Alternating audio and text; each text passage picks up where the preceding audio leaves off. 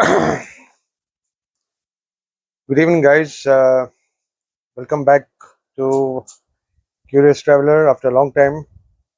Uh, Curious Traveler TF5 is my channel, and wishing all of you uh, a happy week ahead.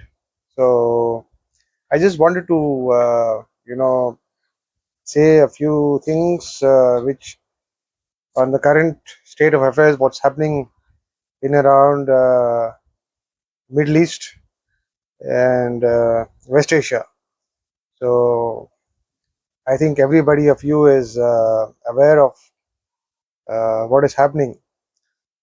Uh, as we all know today, the world is, uh, facing deep repercussions, and the effects are causing human lives, famine, food crisis, and oil crisis, and economic crisis, and job losses, and there are so many things which are happening. You know, and of course, job losses which are happening in the Gulf, which we have about 85 lakh Indians, NRIs, who are contributing to the Indian economy. So there's huge job loss, right over the Gulf region, and they are being asked to leave, uh, take long vacations, or being sent back. So what does this mean for us? What does this mean for us, and what does this mean for the Gulf countries? Basically, it's the betrayal of the Arab uh, dynasty and the rulers, which they have, you know, supported the U.S., supported Israel, for many years, uh, which they are paying a price today, and everybody knows that. And of course, Iran for the past 1 year has been, after a lot of sanctions, and for the past 20 years they have been in, uh, the Americans and the Israelis, uh, who have brought us into this war, brought the world, brought West Asia into this war. It's sheer stupidity by two crazy old men out there. So one is Mr. Trump, and one is Netanyahu, and I must say the situation, is going spiraling out of control. Neither the Americans are wanting to, go soft on the reforms to lift sanctions, and neither the Iranians are willing to accept the terms of the Americans, which is uh, the nuclear terms, which is totally absurd.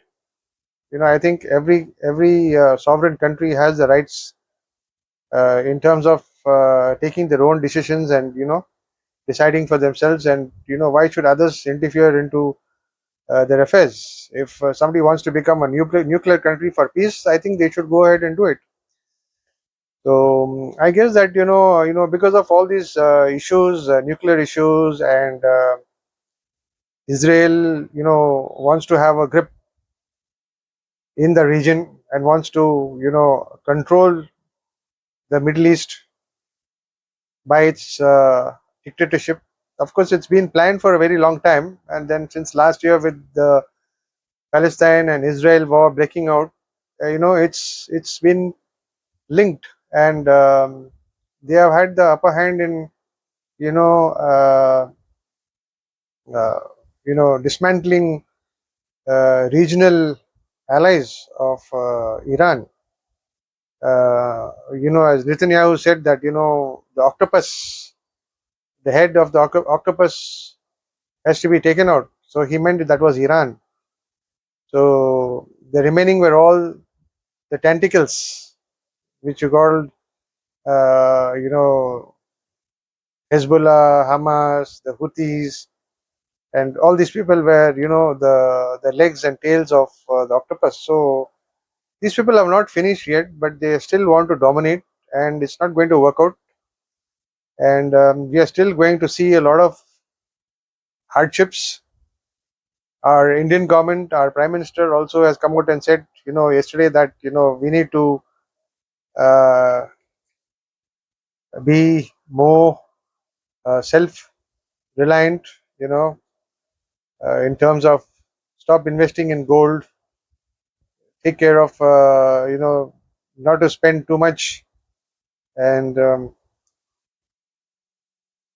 he wants everybody to work from home because of the oil crisis. The economy is, we don't know where we would see it in next 6 months, the repercussions of this war.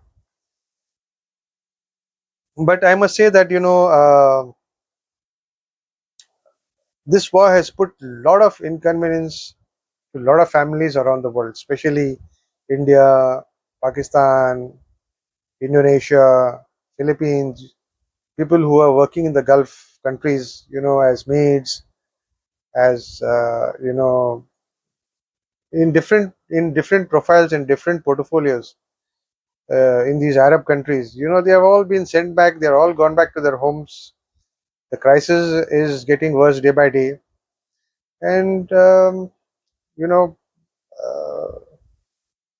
we could foresee that that's going to spiral out. I think America should come to some terms and be a little more, uh,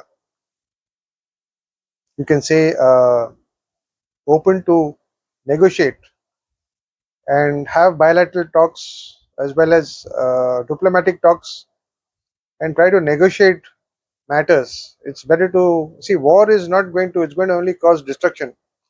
People are going to die. People are going to die. You will see a lot of destruction happening around. You will see buildings burning. You will see oil rigs, oil fields burning. And this is not the solution.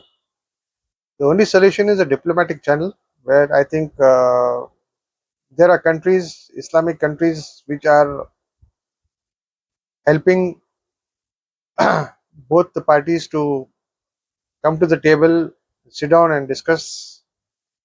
But as the Americans are very adamant, because they have a very rigid administrative team as of now, because of Israel, and Israel, which has dragged America into this war, and it has brought consequences to the Americans. They are not able to get out of this now. They're trying to find a way out, but they are not able to get out. It has caused them millions of dollars of expenditure. And another thing is that see, war, it benefits some, it doesn't benefit some, but it really benefits the US in terms of defense, sales of weaponry to its allies and to countries. So now what's happening is, uh, every 4 years or 5 years, they look for a country where it could be created as a war zone to try these missiles out, try these bombs, explore, test, utilize their aircrafts, utilize their war machineries. Because if you don't utilize them, it's all going to get full of rust. Uh, all these machineries and this hardware which have been manufactured, many years ago, are being put to use today. So I would say that it's a great concern, and where we should all look and keep ourselves basically uh, curious to know more and what's happening around us. So I would you know like to mention that, as I am not a journalist, or I am not a media house uh, to portray uh, my views. I am a common man. I am a curious traveler. I travel places, and by these wars which are happening for the past year and a half. See, the thing is that you had COVID in 2020. After COVID, you had the economic crisis, and then again you have this war which is broken out. So for the past 5 years, 5 to 6 years, you have three incidents which is brought people uh, to very bad shapes. In these 5 years, things have not gone very well. Of course, for some it may have gone well, but for some it may have not gone very well. You look at the careers of the youth today. What's happening? As soon as they branch out or they pass out from colleges, they go into internships. Then they plan out to go abroad for further studies, that is, of course, that has been affected. The American education has been affected very badly, which they have changed the policies. So no Indian student is now interested in going to America for their studies. There's a lot of visa issues. Uh, there's a lot of restrictions which the uh, America has put and come up with new things. So looking at all these things, it's not a good sign. I'm sorry to say that America was once a country which everybody looked as a superpower, but now they are more into dictatorship. They want to dictate terms of their own to the world. They want to conquer uh, geographical locations. What's happening in Venezuela?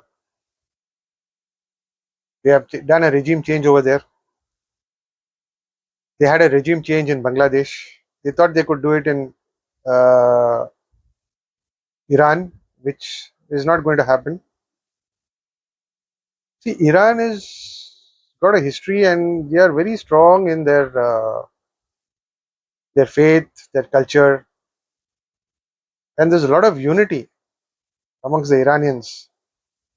They have suffered a lot, and I think Iran is winning this war, which has been brought upon them unlawfully by Israel and America, which shouldn't have happened in the first place. And today, everybody is paying the price for it. You and me. The things have commodities have gone up, oil has gone up, inflation is going up, cost of living is going up. So there's a lot of you know uh, indirect chain reactions which links everything to this war. Everything is synced to this war. Everything is synced. You look at travel, airfares have gone up, the taxes have gone up, airport taxes have gone up. Hospitality industry is bleeding in the Gulf. There's hardly 10% of occupancy in the Gulf. People are not traveling. A lot of people have come back from there, and they're trying to figure out what they're going to do next. So let's see what happens in the next 3 4 days from now with the situation as I've been watching. See, from my point of view, I would like to say that this war is not going to go anywhere. The thing is that it's going to continue for another 4 years, maybe or more, and there's going to be a lot of destruction unless and until Trump and Netanyahu step down or some miracle happens, because these are the two main people who are bringing the Middle East and West Asia and creating chaos with everybody, and everybody's family is getting hurt, everybody's pocket is getting hurt.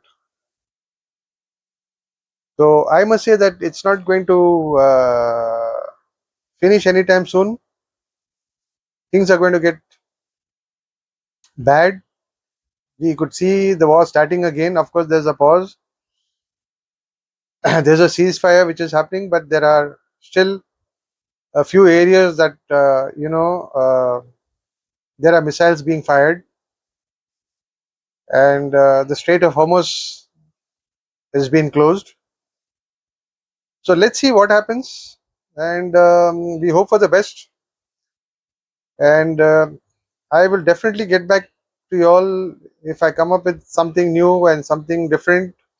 Of course, I cover on my channel travel, food, and current affairs and other things. But since I'm not traveling out, I thought maybe let me cover this, my point of view. What's been happening for the last few months with the Middle East and West Asia. So please stay tuned, and please watch my videos in the next um, few days or weeks, which I would definitely think of something and bringing you a different content altogether. So thank you for watching, and please like, share, and subscribe to my channel. And also please give me your comments on my video. I would definitely appreciate that. Please leave your comments.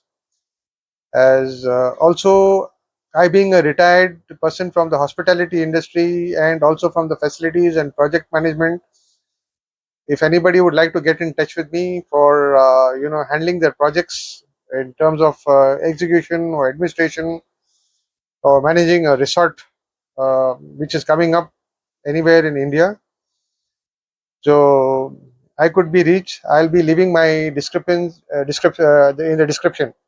So the details would be in the description, my contacts. You could get in touch with me, and definitely I would love to discuss uh, you know with you. So stay tuned. Thank you. We shall meet again.